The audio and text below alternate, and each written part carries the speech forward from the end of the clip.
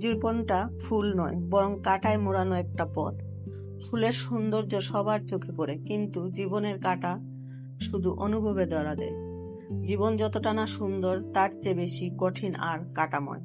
হাসির আড়ালে লুকিয়ে থাকে হাজারটা কাঁটার গল্প।